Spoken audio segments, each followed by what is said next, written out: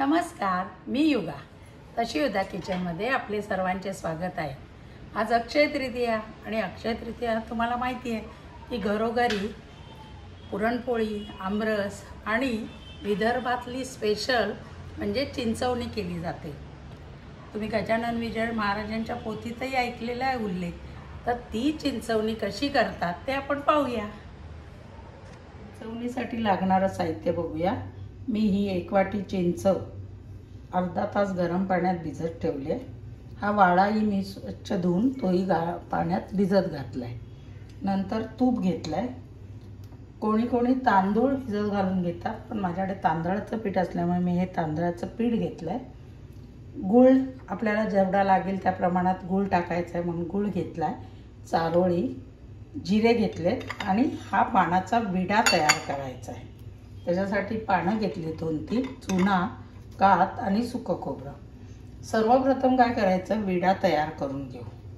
तुम्ही करून घ्या। विडा करण्याआधी ह्याची देठं अशी काढून घ्यायची। हे सगळं काढून घ्यायचं आणि मग या 3 ते 4 पानं ह्याच्यात, छोटी आहे म्हणून मी 4 घेतली, मोठी असतील तर 3 पानं पण पुरेल। आणि याला थोडासा कात आणि चुना अगदी थोडा लावायचा आहे आणि हा विडा तयार करून घेते। या तऱ्हेने याला कात आणि थोडा चुना लावून खोबऱ्याचे टाकून हा विडा असा तयार केला। आता काय करायचं आहे, हा विडा मिक्सरच्या भांड्यात घेऊन,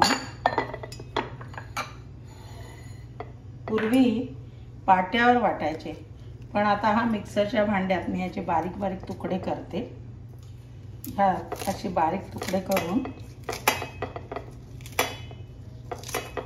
हा आपल्याला वाटायचा आहे। पण त्यापूर्वी ह्याच्यात या वाळ्याचंही पाणी गाळून घेणार लागेल तेवढं। आणि हे जे तांदळाचं पीठ आहे, जर आपण भिजवलेले तांदूळ घेतले तर तेही विड्याबरोबर वाटायचे असतात, पण मी पीठ घेतलंय त्यामुळे हे मी छान तुपात भाजून घेणार आणि मग ते पीठ घालणार। तर पहिलं काय करते, हे पीठ भाजून घेते तुपामध्ये आणि मग पुढचं वाटण काय काय घ्यायचं ते आधी मी कढई तापत ठेवली। आता त्यात साजूक तूप घालते 1 चमचा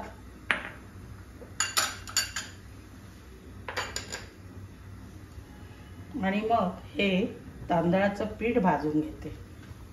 मोठा 1 चमचा घेतलाय। मंद गॅसवर खमंग पीठ भाजायचंय, त्याचा कच्चापणा गेला पाहिजे।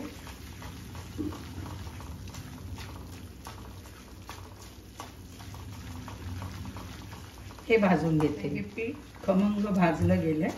आता हे मी कढईतनं एका भांड्यात काढून ठेवते। आता हा जो चिंचेचा कोळ काढलाय तो गाळून घेते। हा मिक्सरला फिरवायचा नाही, कधी कधी त्याच्यात त्याचे चिंचुके असतील तर त्याचे कण मिक्सरमध्ये वाटले जातील। तर हा छानपैकी गर गाळून घ्यायचा आहे। आणि आता यात अजून पाणी घालून, जे मी वाळ्याचं पाणी घेतलंय तेच पाणी ह्यात घालून अजून एकदा हा गर छान कुस्करून घेईल आणि परत त्याचा गर असा ह्याच्यात काढून छान गाळून घेईल।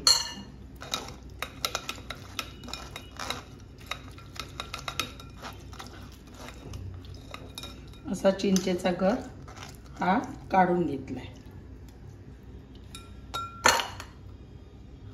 आता हा चिंचेचा कोळ काढून घेतलाय। याच्यात मी पाण्याचा विडा, खोबरं म्हणजे विडा केलेला आणि आपण जे पाणी वाळ्याचं घेतलंय ते आणि हे तांदळाचं जे पीठ भाजलंय तेही ह्यात टाकून ह्याची पेस्ट करून घेणार छानशी।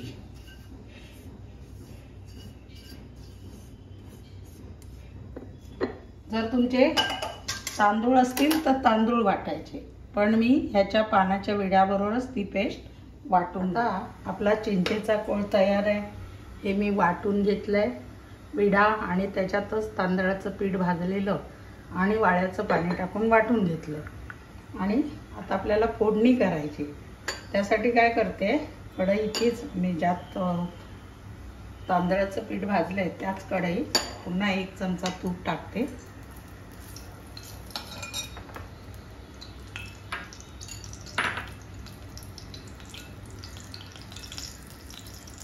तूप टाकलं की थोडे जिरे टाकते फोडणीला.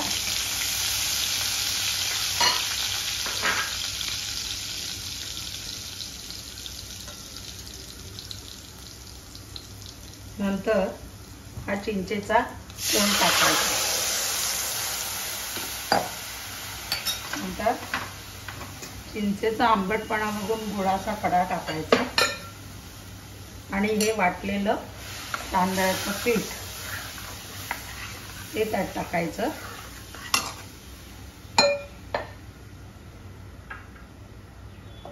चवीप्रमाणे मीठ घालायचं.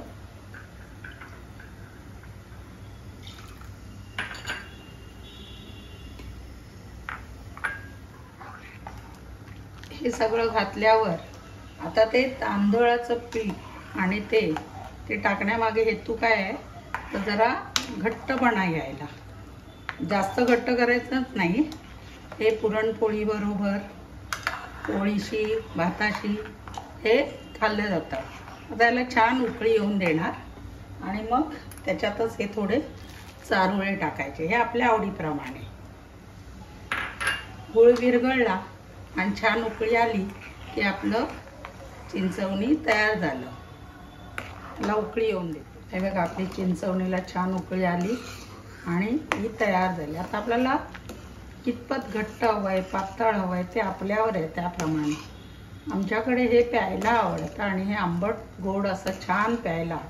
कारण गरमीचं वाळा घालून केलेलं हे चिंचवणी आणि चिंचेचा आंबटपणा गोड थंड प्रकृतीला वाटतं. आता हे काढून उतरवून मी गार करणार आणि गार केल्यावर हे जेवताना प्यायला घेणार. आपली चिंचवणी तयार आहे. मी गॅस बंद करते. चिंचवणी तयार झाली. बघा किती छान रंग आणि आलाय. अशीच ही विदर्भ स्पेशल अक्षय तृतीयेला प्रत्येकाच्या घरी केलीच जाते. तुम्हीही करून बघा आणि कशी वाटते चव ते मला. छान रंग आला बघितलं तुम्ही आपल्या चिंचवणीचा. आणि ती प्यायला थंडगार करायची. जर तुमच्याकडे कुल्हड असेल किंवा मातीची भांडी तर त्यात ठेवून थंड प्यायचं. कारण का विदर्भात ही का घरोघरी केली जाते तर नागपूरला उन्हाळा जास्त असतो आणि अक्षय तृतीया उन्हाळ्यात येतो आणि त्याचमुळे वाळ्याचं पाणी आणि चिंचगूळ हे सगळं पोटाला थंडावा देणार आहे. आणि म्हणून थंड म्हणजे आपल्या शरीराला थंडावा निर्माण करण्यासाठी ही चिंचवणी खूप छान लागते. नक्की करून बघा आणि मला कमेंट्सद्वारे कळवा. माझ्या चॅनलला अजून ज्यांनी सबस्क्राईब नसेल केलं त्यांनी जरूर करा. लाईक करा, शेअर करा आणि सबस्क्राईब करा. धन्यवाद.